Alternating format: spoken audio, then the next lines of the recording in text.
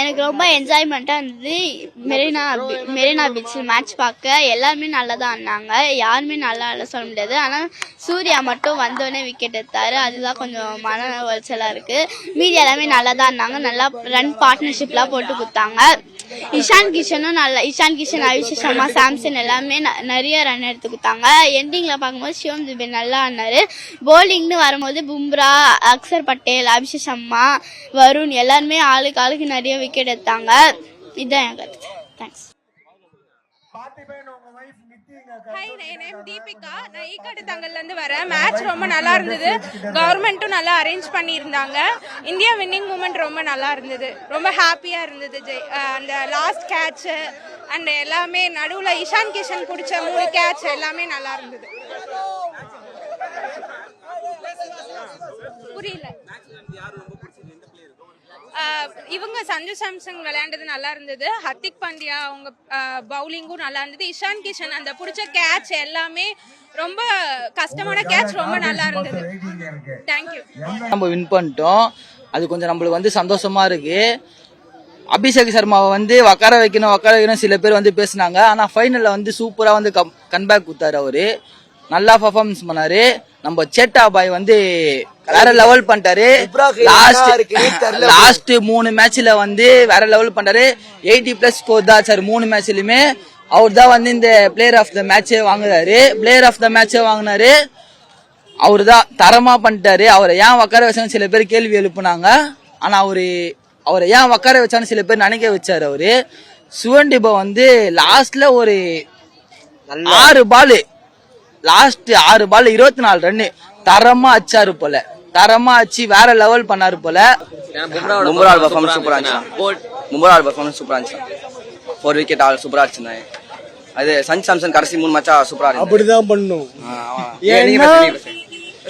ஏன்னா இந்த மாதிரி ஒரு கதை இது வரைக்கும் நான் பார்த்ததே இல்ல. ஆனா இதான் ஃபர்ஸ்ட் டைம். இந்த எக்ஸ்பீரியன்ஸ் ரொம்ப சூப்பராக இருந்துச்சு. வெரி ஹாப்பியஸ்ட் சூப்பராக இருந்துச்சு. எல்லாருக்குமே கண்டிப்பாக கிடைக்கணும் இந்த எக்ஸ்பீரியன்ஸ். மேட்ச் சூப்பராக இருந்தது. எல்லாருமே சூப்பராக விளையாண்டாங்க. சஞ்சு சாம்சன்லாம் மாஸ் கான்சிக்யூட்டிவ் 50 அடிச்சாங்க. சூப்பராக இருந்துச்சு மேட்ச். சூப்பர். எனக்கா எல்லாரையுமே பிடிக்கும். எனக்கு எல்லாரையும் தான் பிடிக்கும் எனக்கு. அப்புறம் நம்ம எதுவுமே பண்ண முடியாது. 2024 டிஃபெண்டிங் சாம்பியன்ஸ், நம்மளால சாம்பியன் ஆக முடியாதுன்னு சொன்னாங்க. ஆனோம். அகமதாபாத்ல ஜெயிக்க முடியாதுன்னு சொன்னாங்க, ஜெயிச்சோம். அப்புறம் kudos to Suryakumar Yadav is best captaincy and kudos to the Samson comeback after 2016. Is comeback was very crucial to Indian team. And இந்த நம்ம க்ரூஷியல் டைத்துல என்ன சொல்ல விரும்புறேன்னா, நம்ம ஜெயிக்கிற டைம் மட்டும் நம்ம இந்தியா சப்போர்ட் பண்ண தேவையில்ல. நம்ம ஏதோ ஒரு டைம் தோத்தோன்றதுக்காண்டி நம்ம நிறைய கிரிட்டிசைஸ் பண்ணோம். ஸோ அது பண்ணாம நம்ம ஜெயிக்கிற டைத்துல கொண்டாடுற மாதிரி நம்ம தோக்குற டைத்துலயும் நம்ம கொண்டாடணும். It's a sport. And thank you. சரியான செலிப்ரேஷனா இருக்கு. Kudos to India team. Thank you. First batting பண்றவங்க மோஸ்ட்லி சக்சஸ்ஃபுல்லாவே இருந்திருக்காங்க. ரெண்டாவது என்னன்னா பவுலிங் வைஸ் செம்மையா பண்ணிட்டாங்க. இந்தியா கரெக்டான டைமிங்ல விக்கெட்ஸை டேக் பண்ணாங்க. அதே மாதிரி பேட்டிங் வைஸும் சஞ்சு சாம்சன் வேற லெவல்ல பின்னி எடுத்துட்டாரு. அபிஷேக் சர்மாவும் கூட தான் செம்ம மேட்சா இருந்து செம்ம என்ஜாய் பண்ணோம். மிகவும் சந்தோஷமாக இருக்கிறது. நாங்க எல்லாம் ரொம்ப சந்தோஷமா நல்லா என்ஜாய் பண்ணோம். ஃபேமிலியா ஒரு ஹாப்பியா இருக்கு. ஒரு ரொம்ப என்டர்டைன்மெண்டா இருந்துச்சு. இன்னைக்கு இந்தியா ஜெயிச்சது ரொம்ப ஹாப்பியா இருக்கு எங்களுக்கு. வந்தது உமன்ஸ் டேக்குடா.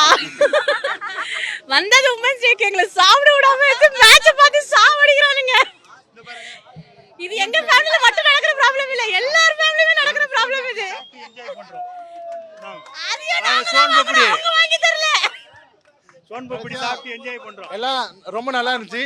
பட் இந்த மாதிரி போட்டு போகாம இருந்தா கொஞ்சம் நீட்டா எடுத்து வச்சிருந்தா நல்லா இருந்திருக்கும். Extremely complete dominant performance from the Indian team. So last World Cup செம்ம நெயில் பைட்டிங்கா போயிடுச்சு. ஸோ இந்த வருஷம் ஈஸியா நம்ம ஜெயிச்சிட்டோம். So last game South Africa எல்லாருக்குமே ரொம்ப பிடிச்ச டீம். ஸோ அந்த டீமை நம்ம தோக்கடிக்கும் போதுன்றப்போ ஒரு கில்ட் இருந்துச்சு நமக்கும். ஸோ பரவாயில்ல, சவுத் ஆப்பிரிக்கா ஜெயிச்சிருந்துருக்கலாம் அப்படிங்கிற மாதிரி இருந்துச்சு. பட் நம்ம இந்தியன்ஸ் ஜெயிச்சிருந்தோம். ஸோ அதே மாதிரி இந்த வாட்டி நியூசிலாண்டும் எல்லாருக்குமே ஒரு பிடிச்ச இந்தியன்ஸுக்கு ஒரு பிடிச்ச டீம். ஸோ ஜெயிச்சிருந்தோம். எனிவே நம்ம ஜெயிச்சிட்டோம். ஸோ நல்லா இருந்துச்சு. ஸோ வந்து அண்ட் இந்த மேட்ச்ல வந்து பிளேயர்ஸோட நாக் பார்த்தீங்கன்னா ஃபுல்லா வந்து எல்லா பிளேயர்ஸுமே கம்ப்ளீட்டா வந்து பெர்ஃபார்ம் பண்ணியிருக்காங்க இந்த டோர்னமெண்ட் ஃபுல்லா. ஸோ எஸ்பெஷலி சஞ்சு சாம்சன், சஞ்சு பத்தி சொல்ல வேணாம், சேட்டாவை பத்தி. ஸோ லாஸ்ட் மேட்சா இருக்கட்டும், அதுக்கு முன்னாடி இருக்க வெஸ்ட் இண்டீஸ் மேட்சா இருக்கட்டும், ஸோ ஒரு மேட்ச் வின்னரா இருந்திருக்காரு எல்லாரும் மேட்சுமே. ஸோ நல்லா நல்லா நல்லா பெர்ஃபார்ம் பண்ணியிருக்காரு. ஸோ அபிஷேக் சர்மாவோட நாக் பார்த்தீங்கன்னா ஓவரால் டோர்னமெண்ட் ஃபுல்லாவே வந்து சிங்கிள் டிஜிட் அந்த மாதிரி தான் 0-0-0 அந்த மாதிரி தான் விளையாடிட்டு இருந்தாரு. ஸோ கடைசியில் அவர் வந்து நான் தாண்டா அப்படிங்கிற மாதிரி வந்து பெர்ஃபார்ம் பண்ணிட்டாரு. ஸோ இதே மாதிரி நாக் வந்து நம்ம வந்து 2024 விராட் கோலியோட நாக் பார்த்துருப்போம். ஃபைனல்ஸ்ல வந்து 74 அடிச்சிருப்பாரு. ஸோ அதே மாதிரி தான் அபிஷேக் சர்மா நாக் இருந்துச்சு. ஸோ பும்ரா வந்து மேட்ச் வின்னருங்க, எப்பவுமே அவர் மேட்ச் வின்னர்.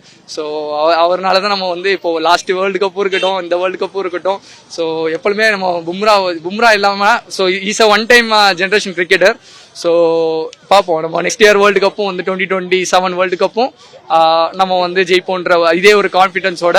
ஸோ பார்ப்போம் நம்ம என்ன பண்றோம்.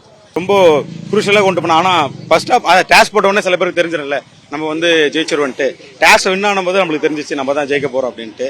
அதே மாதிரி இதில் இருக்கிற எல்லாருடைய கான்ட்ரிபியூஷனும் ரொம்ப வேற லெவலில் கொடுத்துருந்தாங்க.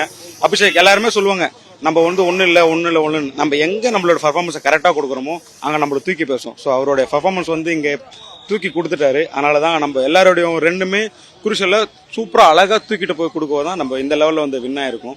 ஸோ ரொம்ப ஹாப்பியாக இருக்கு.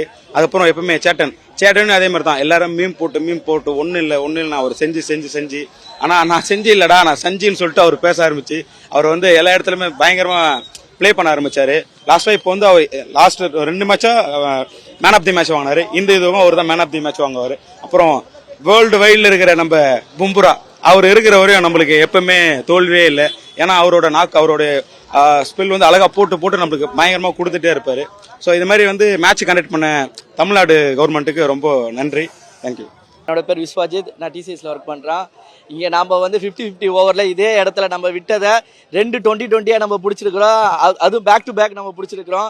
அதை நெக்ஸ்ட் வந்து நம்ம கண்டிப்பா வந்து 50 வேர்ல்டு ரெக்கார்டை நம்ம வேர்ல்டு கப் நாம தான் தூக்க போறோம். இதுல வந்து சூரியகுமார் யாதவ் வந்து கேப்டனா இருக்கலாம், பட் ஆனா சஞ்சு சாம்சன் தான் முக்கியமான பிளேயரு. இதை நம்ம வந்து கப்பை தூக்கினதுக்கு. சேட்டா அடி போலி.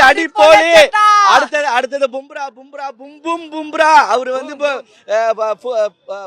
ஃபுல்லா வந்து